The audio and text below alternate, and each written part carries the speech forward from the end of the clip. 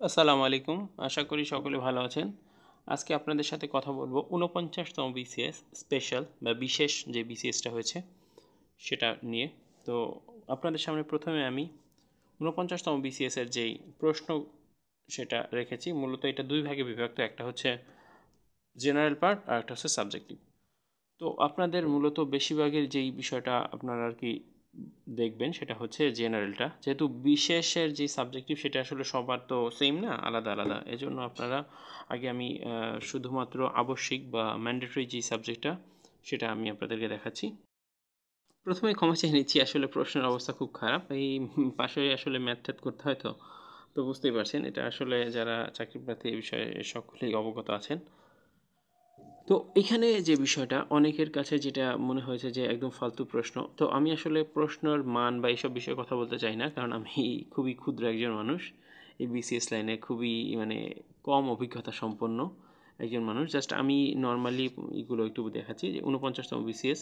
তো আমি রাফটা সাধারণত প্রশ্নই করি, অন্য কোনো জায়গায় আমি টাচ করি না, কারণ হচ্ছে যে আমার কাছে মনে হয় প্রশ্নতেই রাফ করা উচিত। তো প্রথমে দেখুন এখানে ৪৯তম বিসিএস লিখিত ২০২৫, জাস্ট সব কিছু কিন্তু মিশ্রণ করে দিয়েছে। প্রথমে দেখুন একটা ম্যাথ আছে, পরবর্তীতে বাংলা, এর পরবর্তীতে এইটা দেখুন নিচের ধারার পরবর্তী সংখ্যাটি কি, মানে ১, √9 মানে 3, ৫, ৪৯ মানে হচ্ছে ৭, তাহলে ১, ৩, ৫, ৭, তাহলে ৯ হবে। তো এই যে বিষয়গুলো অর্থাৎ দেখতে পাচ্ছেন সহজ মিক্স আপ। যে আমি এই প্রশ্নটা আমি ভেবেছিলাম যে এটা অবশ্যই আসবে। সেটা হচ্ছে প্রাচীনকালে কোন দেশে সিভিল সার্ভিসের ধারণা প্রথম উদ্বুদ্ধ হয়, সেটা হচ্ছে চীনে। এটা মোটামুটি সকলেই জানে। তো যাই হোক, সেই বিষয়ে আমি ওরকম কথা বলছি না। তো প্রশ্নের মান নিয়ে অনেকেরই এখানে সমস্যা ছিল, কারণ এত ছোট ছোট জায়গায় এত প্রশ্ন দিয়েছে। অনেকে যাদের চোখে প্রবলেম আছে তাদের কিন্তু বেশ প্রবলেম হয়েছে। এই বিষয়ে অনেকেই আসলে লেখালেখি করেছে বিভিন্ন ফেসবুক গ্রুপ বা অনলাইন প্ল্যাটফর্মে, আমি দেখলাম। তো জানি না কেন এরকম হলো। আমার কাছে মনে হয় যে আরেকটু মানে ফাঁকা ফাঁকা করে দিতে পারতো, সেক্ষেত্রে আরও বেটার হতো। তো যাই হোক, পিএসসি করেছে এরকম স্পেশাল বিসিএস, তো আসলে সবসময় ব্যবস্থা করা যায় না। পিএসসি ব্যবস্থা করেছে, এর জন্য পিএসসিকে ধন্যবাদ। তো দেখুন প্রথমে জেনারেলে কি ছিল, ১ থেকে ৪৭ পর্যন্ত ছিল।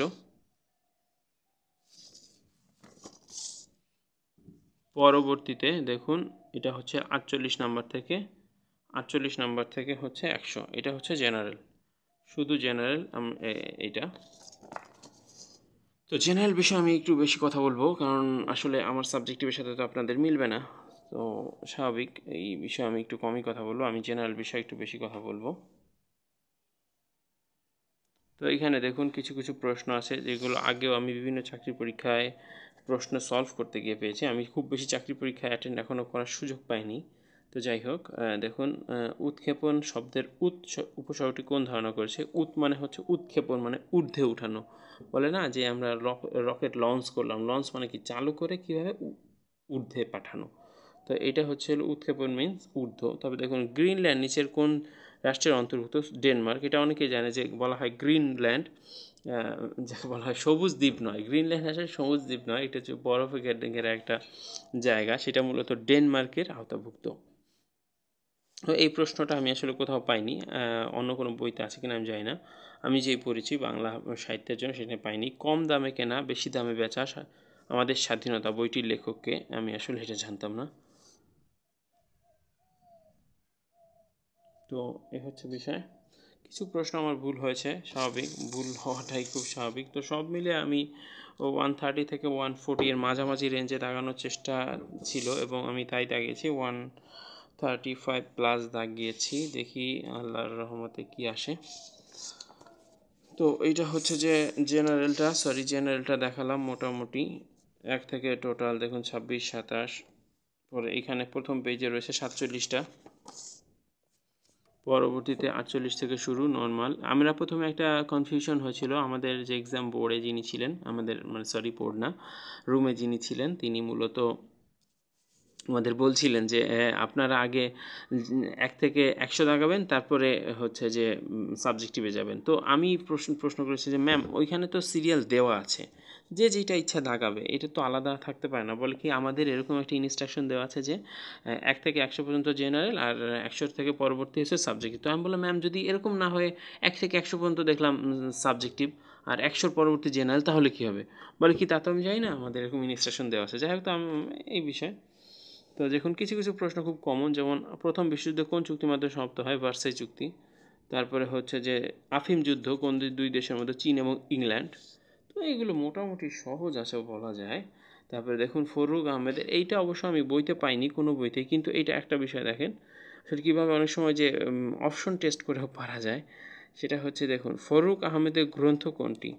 বর্ণশিক্ষা, বর্ণপরিচয়, অন্যান্য। দেখুন আমি পরীক্ষার সময় এটা সলভ করেছি, এটা কেটে দিয়েছি। তারপরে সহজ ছড়া, অন্যান্য, এটা আমি জানতাম। তাহলে সহজ ছড়া এগুলো যদি তার না হয়, তাহলে অবশ্যই হরফের ছড়া একটাই বাদ রয়ে গেল, এছাড়া তার কিছু নেই।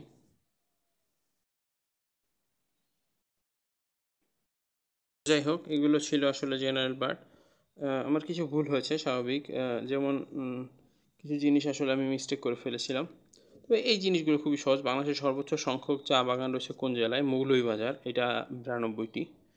আরেকটা বিষয় হচ্ছে দেখুন, এইটা আমি একটা গেস করে রেখেছি। সত্যি কথা বলতে 45 বিসিএসও কিন্তু এরকম এসেছিল, ইউরোপীয় ইউনিয়নের সদস্য জানতে চেয়েছিল, কিন্তু আমি এতগুলো মুখস্থ করিনি।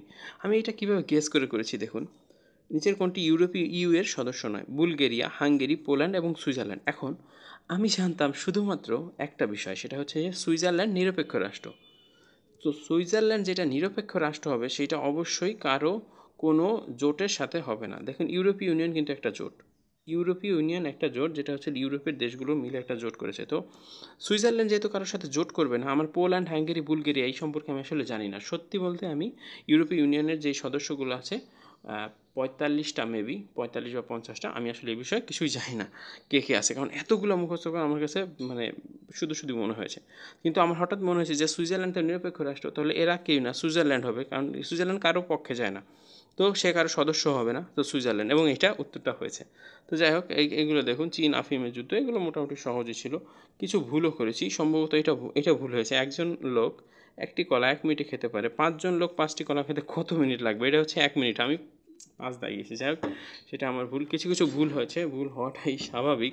কিছু কিছু একদমই কমন প্রশ্ন ছিল, যেমন হচ্ছে ন্যাটোর প্রশ্নটা, যে নর্থ আটলান্টিক ট্রিটি অর্গানাইজেশন বা সামরিক জোট কত সালে স্বাক্ষরিত হয়? 1949। তো এগুলো মোটামুটি সহজ ছিল।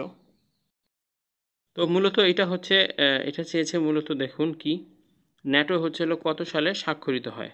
তো ন্যাটোর বিষয়টা শুধুমাত্র আমি একটা সালই বইতে পেয়েছিলাম, 1949, যেটা প্রতিষ্ঠার সাল। এছাড়া আমি কোনো সাল পাইনি। তো 39, 43, 60 আমার কাছে মনে হয়েছে যে না, এগুলো হবে না, এজন্য আমি এটা দাগিয়ে দিয়েছি। কিছু কিছু জিনিস আমি মানে অনুমানের উপর দাগিয়েছি। যেমন ধরেন আহমেদ শরীফের মতে মধ্যযুগের চণ্ডীদাসের নামে কতজন কবি ছিলেন? এটা হচ্ছে 3 জন দাগিয়েছিলাম। এখন আমি যেই বাংলা সাহিত্য বইটা পড়েছি, সেইটায় মধ্যযুগে অর্থাৎ যেই চণ্ডীদাসগুলো ছিলেন তাদের দ্বিজ, বরু, দীন, এই 3 জন পড়েছি, কিন্তু আহমেদ শরীফের কথা উল্লেখ ছিল না। তো আমি এইটা জাস্ট ধারণার উপকারে দাঁড়িয়ে দিয়েছি।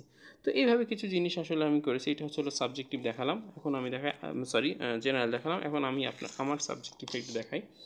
খুব বেশি আপনাদের মনে হয় সবার এখানেই হবে না। দর্শন, এটা আমার ফিলোসফির দর্শন থেকে আমি মূলত পরীক্ষাটা দিয়েছি। আলহামদুলিল্লাহ, সব মিলে ওভারেজ খারাপ না, ভালোই পরীক্ষা দিয়েছি। দেখি কি হয়, রেজাল্ট যদি আসে তাহলে আলহামদুলিল্লাহ ভালো। তবে আমি চেষ্টা করেছি, আমার সর্বোচ্চ দিয়ে চেষ্টা করেছি যে ভালো করার। এটা হচ্ছে আমাদের সাবজেক্টিভের জন্য। সাবজেক্টিভে যে টোটাল লাস্ট হচ্ছে 200।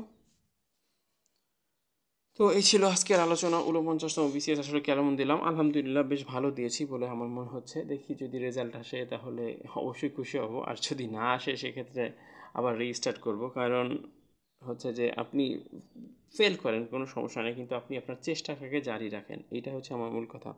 ধন্যবাদ, ভালো থাকবেন এবং আমার জন্য দোয়া করবেন। আসসালামু আলাইকুম।